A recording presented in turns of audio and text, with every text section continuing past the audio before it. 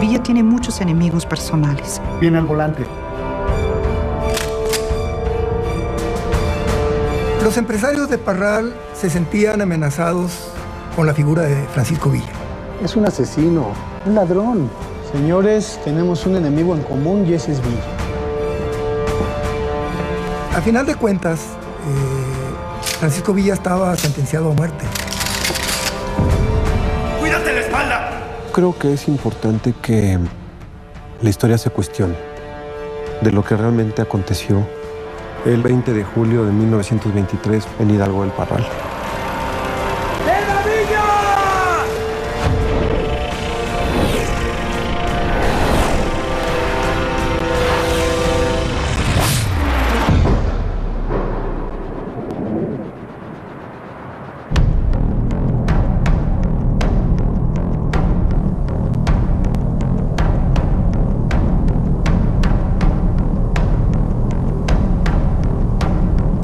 Una fresca mañana en julio de 1923, el Centauro del Norte sale de Hidalgo de Parral rumbo a su hacienda en Canutillo.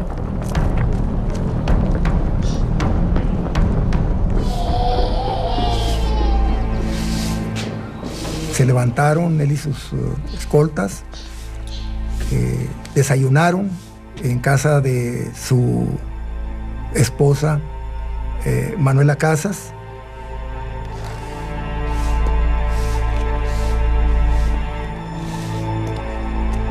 ¡Vámonos, muchachos! ¡Salió! No, Villa, con un estado de ánimo muy optimista, le pide a Rosalío, su chofer, que lo deje manejar. ¡Ahí está!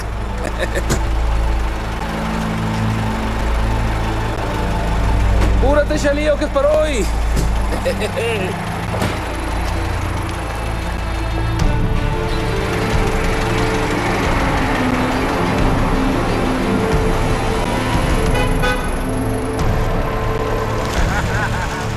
Todo el mundo sabía a qué iba Pancho Villa Parral, pues iba a visitar a Manuela. Sabían los movimientos, sabían por dónde entraba y sabían por dónde salía. Y obviamente los asesinos tuvieron esta información y se apostaron en la calle.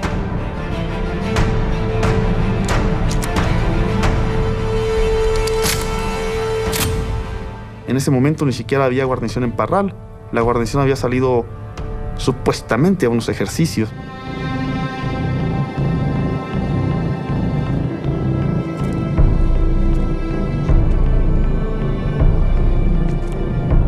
Se podía ver perfectamente desde el momento en que el carro salió, seguirle la pista hasta el momento en que iba a dar vuelta.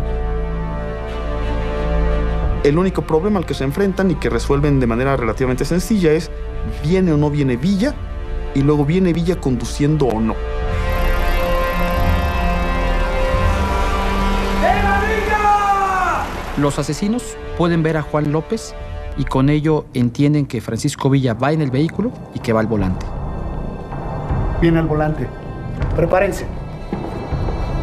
Y luego la casa está en una curva en la que de cualquier manera el auto tiene que frenar, pero encima había una zanja, de tal manera que el coche tenía que casi frenarse al llegar enfrente de la casa. Y obviamente queda el vehículo a una distancia menor de 25 metros en relación a la posición que ubican los tiradores, los asesinos materiales.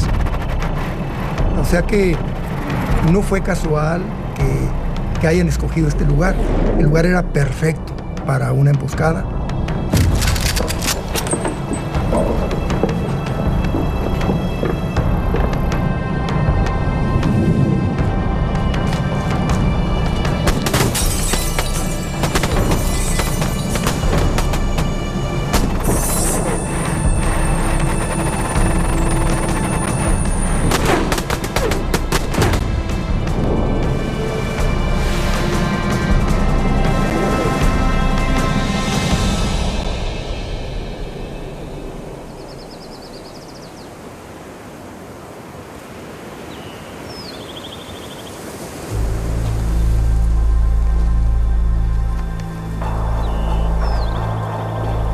Doroteo Arango, un hombre que apenas sabía leer, toma el nombre de Francisco Villa y pasa de ser un bandolero a uno de los grandes revolucionarios de México. La revolución le permite cobrar a Pancho Villa una estatura de leyenda y de pieza fundamental de la historia mexicana. Por un lado es un sujeto extraordinariamente sanguinario y por otro también tiene algunos visos de conciencia social. Para 1913, el ejército más importante de la Revolución Mexicana era el ejército villista, ¿no?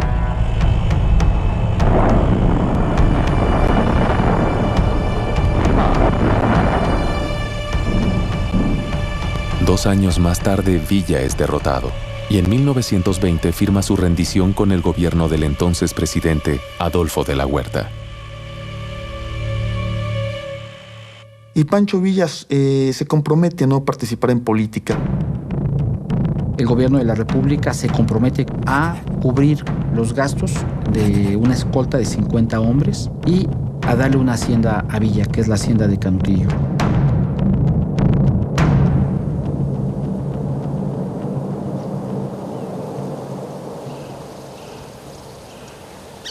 De tal manera que es una doble garantía. Es una garantía para Villa, pero también es una garantía para el gobierno. Y ahí se encierra una región desolada por la guerra, devastada. La misma hacienda está destruida en julio de 1920 para vivir los últimos 3 años de vida. El retiro no trae tranquilidad a la vida de Francisco Villa. Su escolta consistía en 50 hombres de confianza que lo acompañaban a todas partes.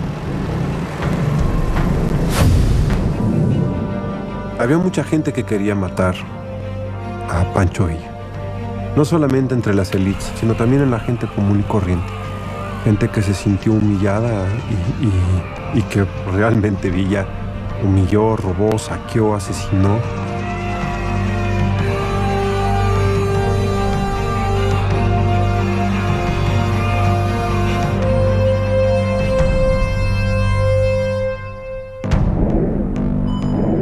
Pero Villa no solo tenía enemigos internos, sino también en el extranjero.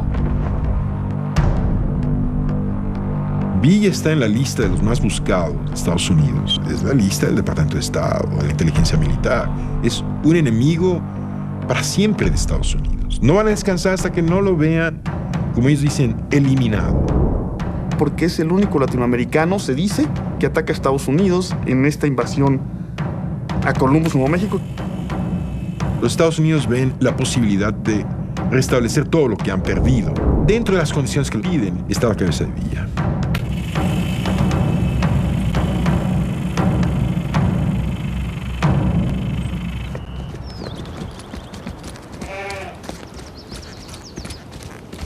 Villa convierte a Canutillo en un experimento social y a partir ya de 1921-22, claramente de 22, en un dínamo de la economía regional. Los empresarios creo que le temían por el armamento que estaba acumulando en su hacienda, el control de 500 soldados suyos que estaban constantemente patrullando su hacienda y por su interés de expandirse.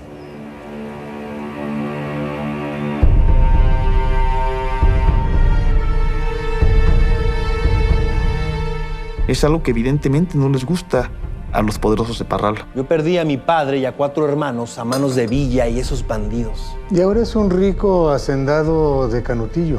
Y el gobierno le dio 200,000 pesos como indemnización por sus 4 carnicerías que perdió en la revolución. Y yo me quedé sin nada. Todo esto confluye a que lo mejor es que desaparezca. Cuando intentaron asesinarme en Torreón, al asesino le encontraron una lista de nombres que le había dado el mismo Villa. Señores, tenemos un enemigo en común y ese es Villa. ¿Estamos de acuerdo entonces? Estamos de acuerdo. Estamos de acuerdo, sí. Entre los enemigos de Villa en Hidalgo del Parral se encuentra un hombre joven, miembro de una familia prominente en la región, Jesús Herrera.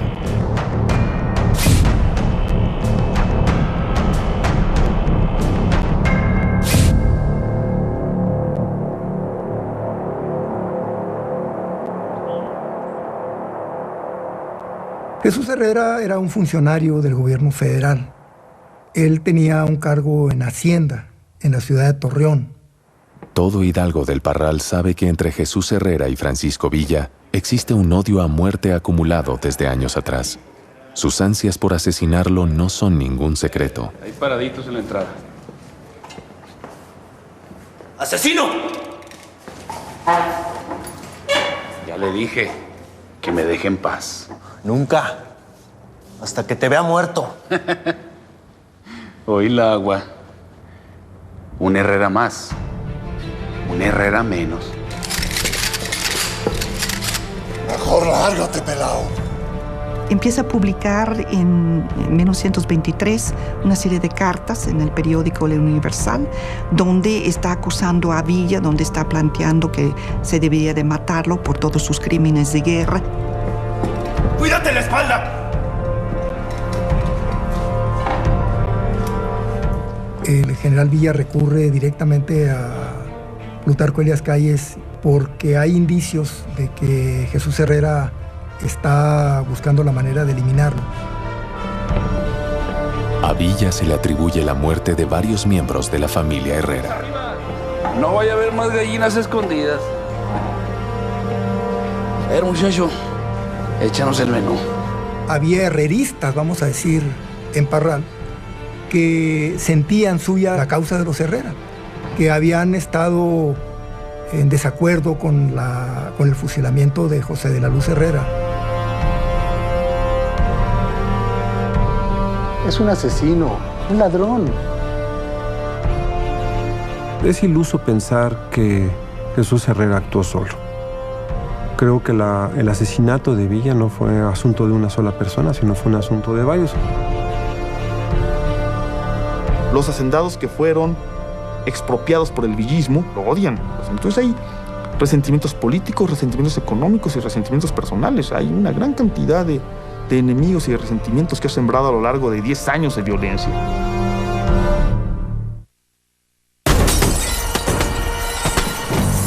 Villa es asesinado en Hidalgo del Parral el 20 de julio de 1923. Yo perdí a mi padre y a 4 hermanos. Jesús Herrera tenía motivos personales para matar a Villa, pero él solo era la punta de lanza de una gran conspiración.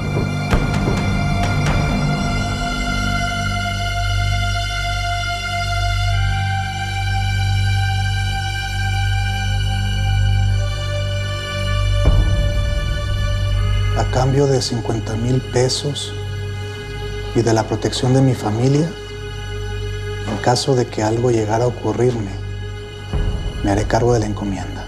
Jesús Salas Barraza es un diputado del estado de Durango, muy cercano a los intereses del gobernador Castro. Salas Barraza va a llegar al grupo recomendado por su pariente José Barraza. Hay versiones en las que se hace actuar a los empresarios como contribuyentes, a Jesús Herrera como contribuyente. Salas Barraza empieza a contactar a enemigos personales de Francisco Villa y orquestar todo este asesinato.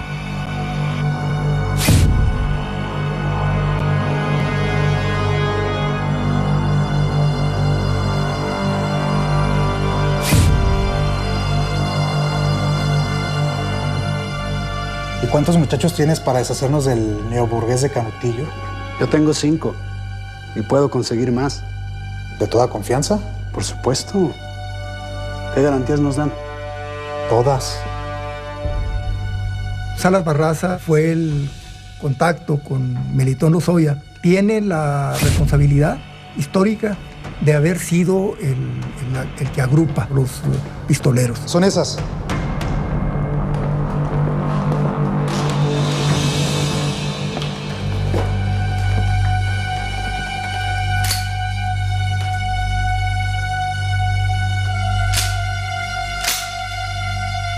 ¿Contento?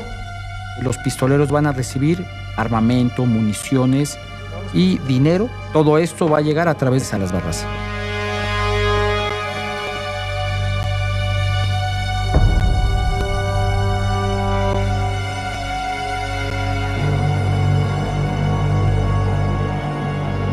Finalmente son 9 asesinos los que participan.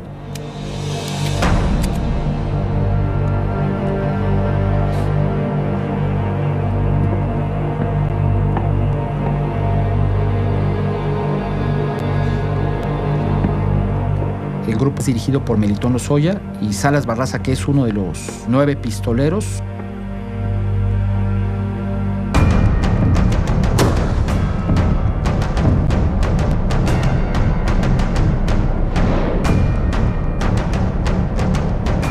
Después del asesinato, Jesús Salas Barraza se dirige a la oficina de telégrafos, donde va a mandar varios telegramas informando la muerte de Villa.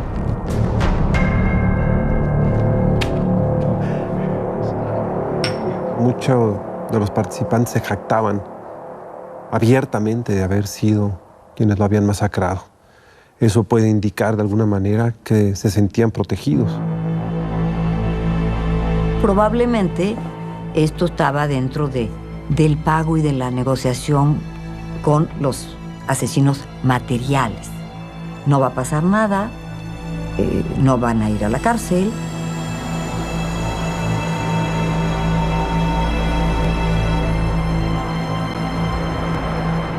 Francisco Villa va a recibir 13 impactos de bala. 2 los va a recibir en ambos codos.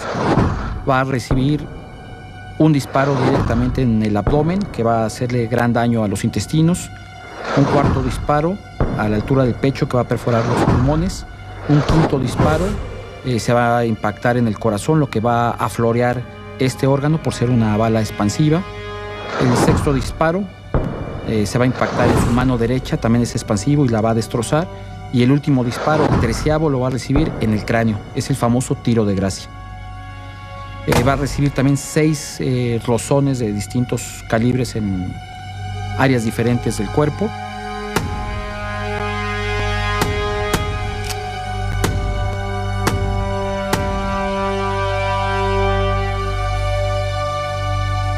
Cada uno de los tiradores hizo un promedio de 20 a 30 disparos. Estamos hablando aproximadamente de unos 200 disparos los que se le hicieron al vehículo de Villa.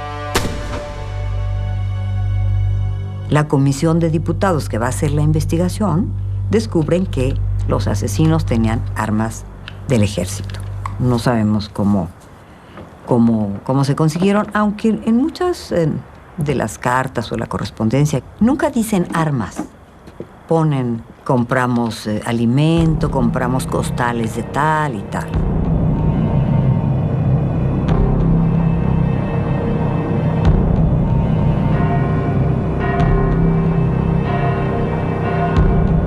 El armamento no es la única pista que apunta hacia un alto mando militar.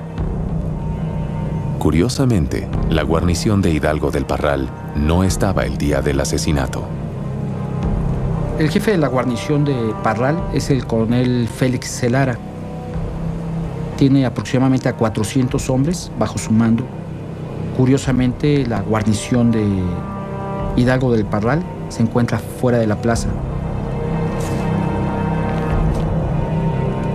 ¿Qué pasa con Félix Lara y su guarnición, es decir, su regimiento, ese día en que asesinan a Villa? ¿Por qué no está? Se habían ido a Maturana, que es un pueblo vecino, para supuestamente llevar a cabo una serie de prácticas para el desfile de 16 de septiembre. Es evidente que Lara estaba recibiendo órdenes del general Amaro, pero que no estaba decidiendo por su cuenta. La investigación del asesinato podría también alcanzar a las más altas esferas del ejército.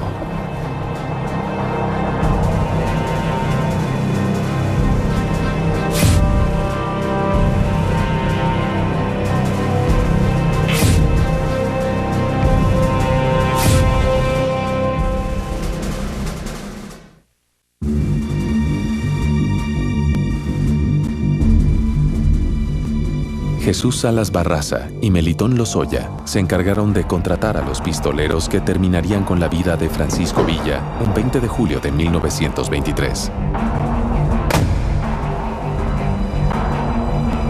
Pero las órdenes parecían provenir de un connotado general del ejército.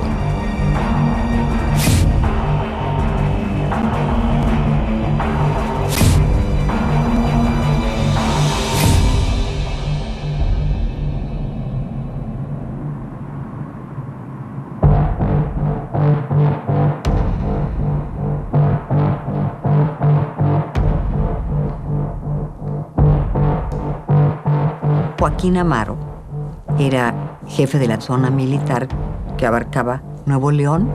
Va a jugar un papel importantísimo por la relación con Salas Barraza, y los dos, por supuesto, habían luchado en contra de Villa. Amaro es uno de los militares de mayor confianza del secretario de Gobernación, y es a Amaro quien está encomendado a fin de cuentas para instrumentar el crimen. El que lo ejecutó fue Salas Barraza, y el que planeó la operación como operación militar fue Amaro.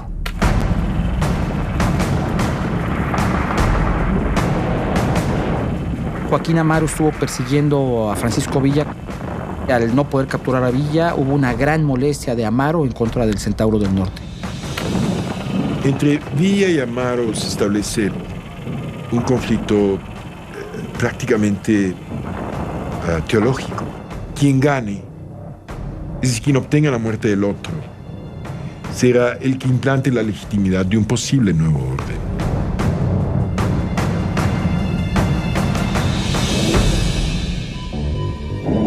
La participación de Joaquín Amaro en el asesinato es de encubrimiento y de complicidad. Él tuvo conocimiento de que se iba a verificar este crimen y no lo evitó.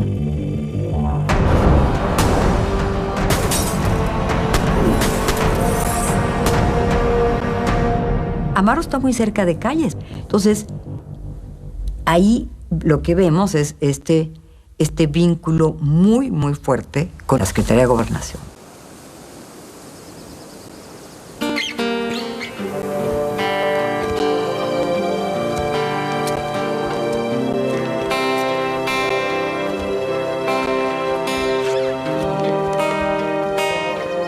El grupo en el poder está a punto de dividirse entre los dos hombres clave del gabinete de Obregón, Adolfo de la Huerta, el presidente interino ante quien se rindió Villa, y Plutarco Elías Calles.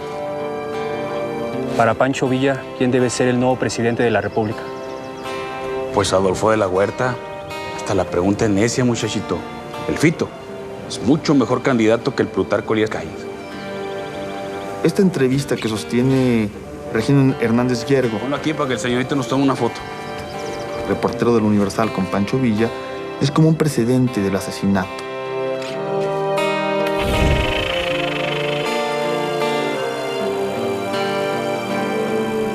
Y se convierte claramente en un emplazado cuando se ve venir la ruptura de Adolfo de la Huerta con el presidente Obregón y con Plutarco Elías Calles.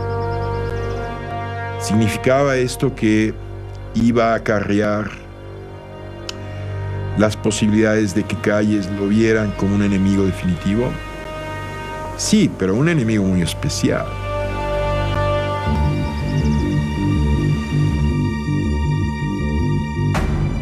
Calles es el político más astuto de la Revolución Mexicana. Es el único de todos ellos que sobrevivió a la Revolución, y creo que fue el más sagaz, aquel que supo leer lo que el país necesitaba. Calles es un revolucionario desde 1910 y ya a partir del 1 de diciembre de 1920, secretario de Gobernación. Calles está muy separado del área del villismo y combaten el uno contra el otro, como combate contra cualquier otro general constitucionalista. Calles puede dar órdenes, puede indicar a sus subalternos, a los generales que están a cargo del cuartel de Parral y de la comandancia en Chihuahua.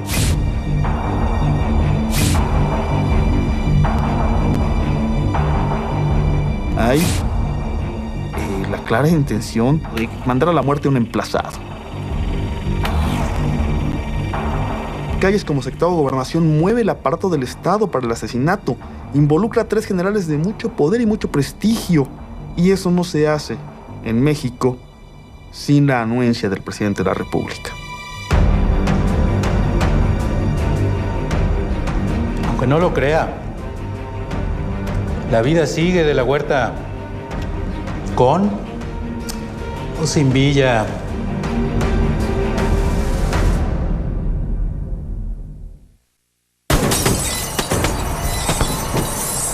Todos los indicios sobre el asesinato de Villa parecían apuntar a una conspiración orquestada en las esferas más altas del poder de la República.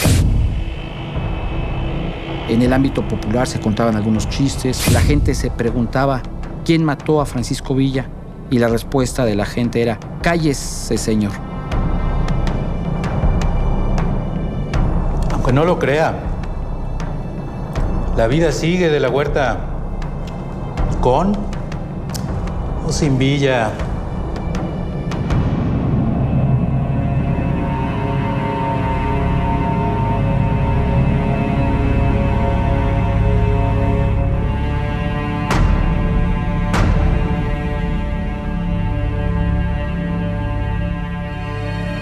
Villa tenía una enorme rabia contra Obregón, porque fue quien lo derrotó.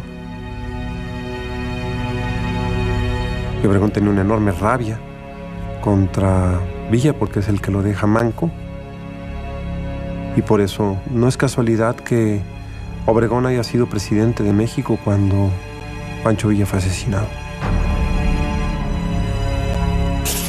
El hecho de que las primeras voces después del asesinato culparan al secretario de Gobernación, para Obregón es culpar al gobierno en turno.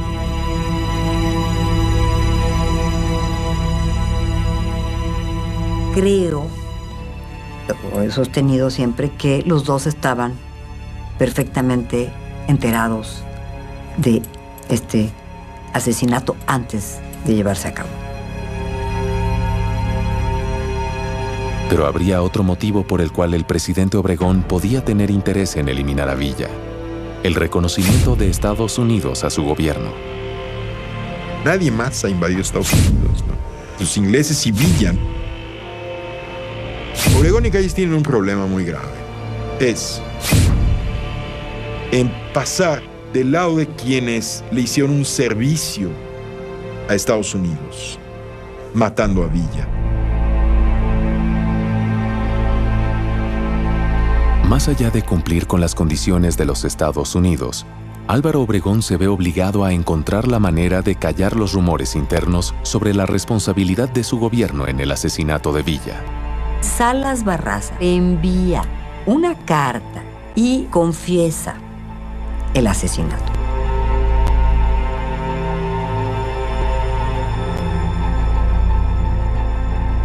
En esta confesión, él dice que había hecho un asesinato justo, dado la cantidad de crímenes de guerra que había cometido Villa contra las personas y contra los intereses de la nación. Buenas tardes. Es parte precisamente de la trama. Que aparezca un culpable, nada más se acusa a Jesús Salas Barraza. Él había garantizado que le iban a pagar una determinada cantidad de dinero y que todo iba a pasar al anonimato.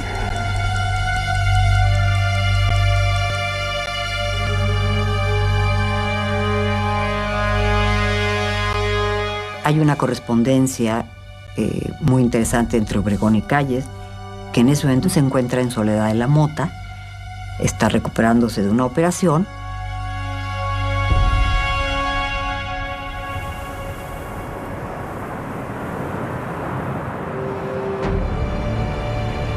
De Obregón le dice al general Calles que tiene ya una información que prácticamente va a acallar todos los rumores de toda la gente que quiso inculparlos. y es una solución satisfactoria para el gobierno donde un sujeto asume la culpabilidad y aparte desmienta que había sido un asesinato político ordenado por Obregón o por Calles o por los dos. Y esa carta, que es la que se conoce en los periódicos, donde este buen hombre confiesa su culpabilidad.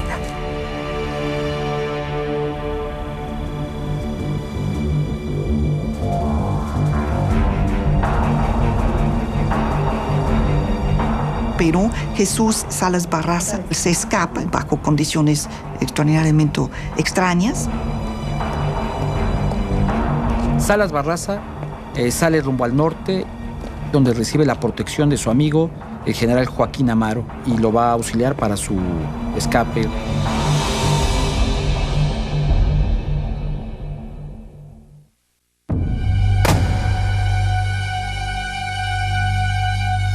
Jesús Salas Barraza hace llegar su confesión al presidente Álvaro Obregón, declarando ser el asesino de Francisco Villa.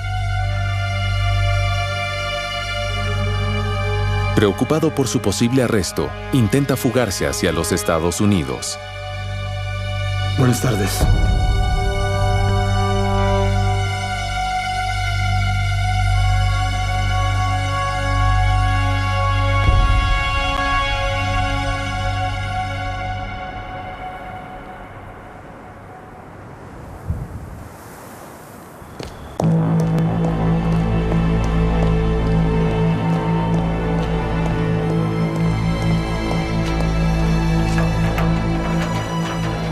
Salas Barraza va seguido de cerca por el general Paulino Navarro, un agente de la Secretaría de Gobernación, que recibiendo órdenes del presidente de la República, el general Álvaro Obregón, detiene a Salas Barraza.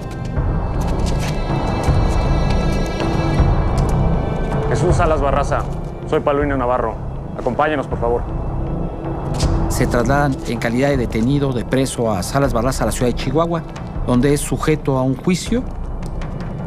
Jesús Salas Barraza lo considero un señuelo, una pieza que se usó para los fines que se tenían previstos políticamente.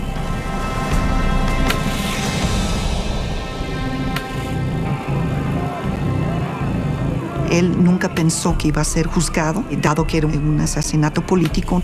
Se le quitan su fuero por la oposición política que implica de parte de villistas en el estado de Durango y Chihuahua. Ya cuando Salas Barraza está sujeto a un juicio, ya se dan nombres.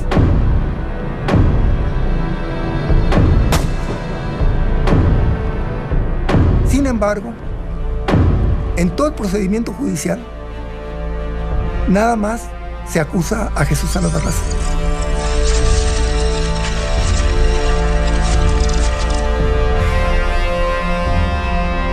Y Salas Barraza es sentenciado a 20 años de prisión. Ya está encarcelado, escribe a Amaro que él cumplió con el asunto consabido,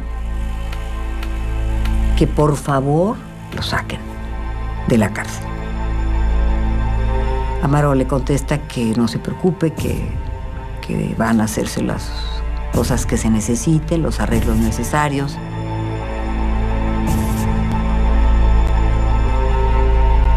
Estuvo 8 meses en la cárcel y sale por indulto. El indulto tiene 3 líneas. En el indulto no se tiene que justificar. ¿Por qué? Simplemente en un decreto que da el gobernador del estado.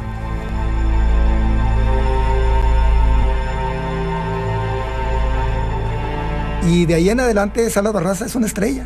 Es una estrella que hasta el momento de su muerte él va a seguir adjudicándose la responsabilidad.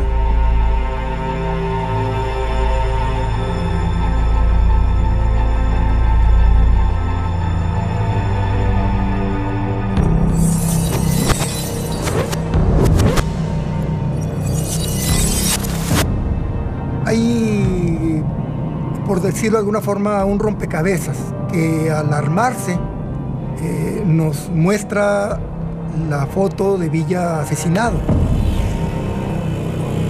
Cada pieza nos va indicando cómo se va a llegar a eso. ¡Cuídate la espalda! Que Jesús Herrera contacta a Jesús Salas Barraza y que le ofrece este dinero. Un ladrón. Para este asunto. Me haré cargo de la encomienda. Que Salas Barraza, que era diputado, haya intervenido para establecer contacto con Melitón Lozoya. ¿Qué garantías nos dan? Y obviamente esto va a beneficiar a Melitón Lozoya y a su grupo de pistoleros. Esos son los que mataron a Villa. Son pistoleros.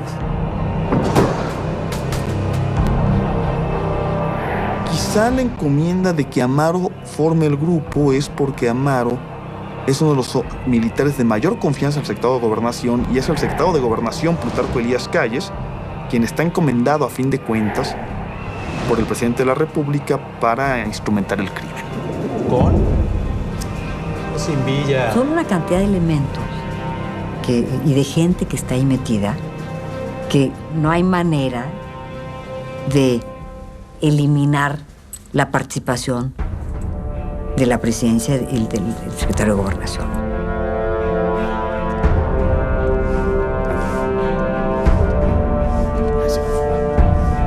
Desde el punto de vista de la memoria que nos deja Villa, debemos trabajar sobre la base de dos hipótesis. Una que murió a manos de una venganza, digamos, local, y otra cosa muy distinta es, por supuesto, morir a manos de un presidente.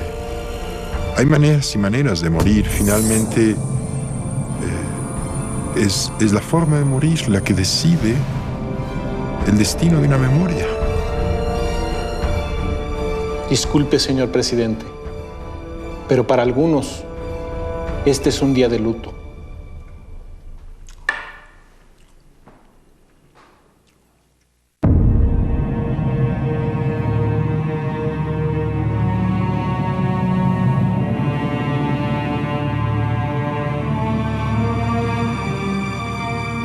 El 20 de julio de 1923 fue la última vez que Pancho Villa fue de Hidalgo del Parral hacia su hacienda en Canutillo.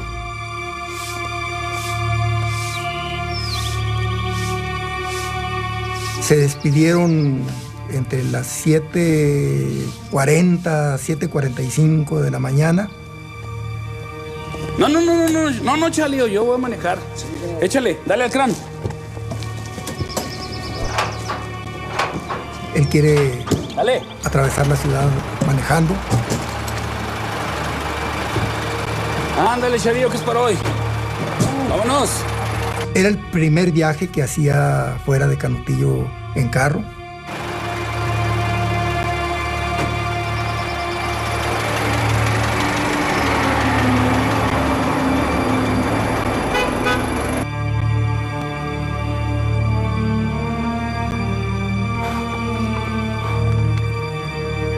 Los asesinos buscan un lugar en el que va a ser muy sencillo acabar físicamente con Pancho Villa y planean la emboscada con cuidado y además no tienen prisa.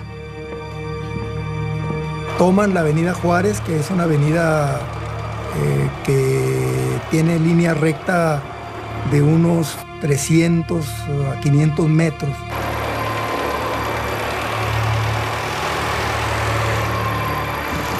Hasta el sitio donde da vuelta la avenida esta para agarrar la Gabino Barreda.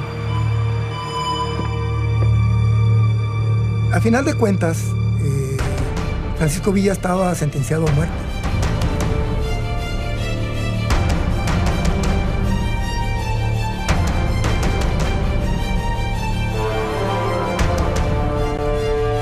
Los asesinos, cuando observan a Juan López, pueden observar primero que Francisco Villa viene en el vehículo y segundo, que va al volante del mismo. Fueron minutos, pocos minutos. Y cuando el carro se aproxima, ellos son conscientes, están seguros de que Villa viene manejando.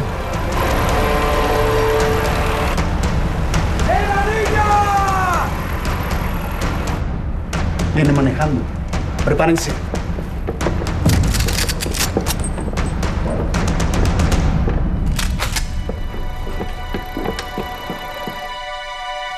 El carro tuvo que abrirse porque en la esquina donde daba vuelta el carro se había formado un charco muy grande de agua y Villa tuvo que evadir ese charco, aproximándose a ponerse más a tiro.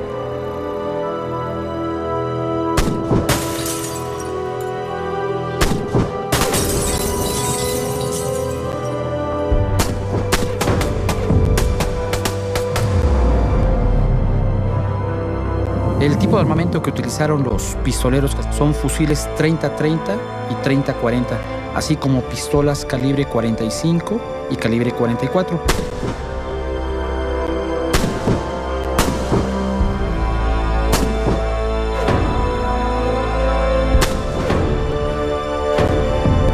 Podríamos decir que Villa fue un bandolero que se hizo revolucionario y que murió como revolucionario.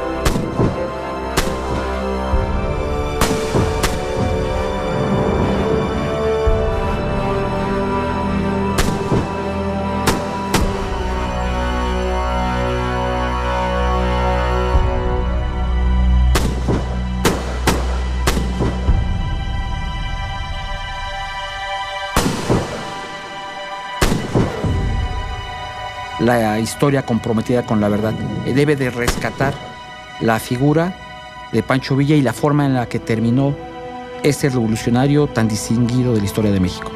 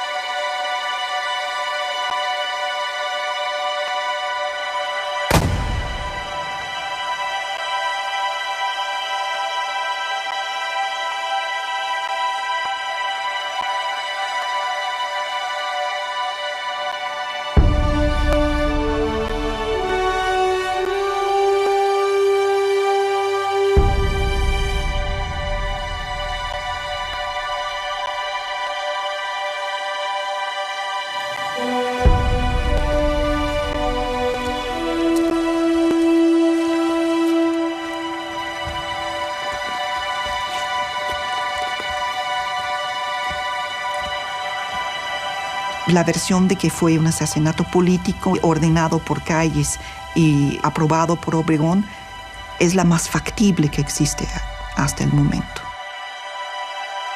Hasta el final supo cifrar su propia muerte como un gran misterio. Es decir, el misterio de si fue asesinado por el poder central o por los avatares de esa guerra que realizó durante décadas.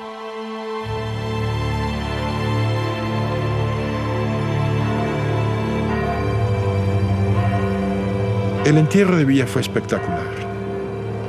Llegó muchísima gente. Eso le hubiera gustado a Villa.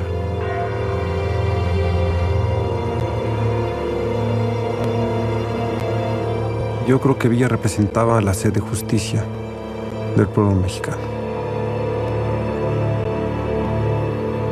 El legado de Villa es importantísimo en relación a la reforma agraria, a la lucha de la gran mayoría de los desposeídos. Villa, que muestra cómo cuando el pueblo se organiza y se da sus propios jefes y estudia sus problemas, pueden proponer una solución para esos problemas. Una vez que se acabó la Revolución Mexicana, creo que Villa se perdió a sí mismo. Villa era un guerrero, un tipo acostumbrado a las armas, y esta vida de paz creo que lo adormeció. Y de alguna manera este adormecimiento hizo que bajara la guardia. Fue quizás una forma de dejarse matar. Y le hubiera encantado que hasta la fecha sigamos haciendo a Obregón y a Calles los presuntos responsables de su asesinato. Eso le hubiera encantado a Villa. Así es que no sé quién ganó esa batalla. Lo que sí sabemos es que Obregón y Calles ganaron el poder y Villa acaso ganó la historia.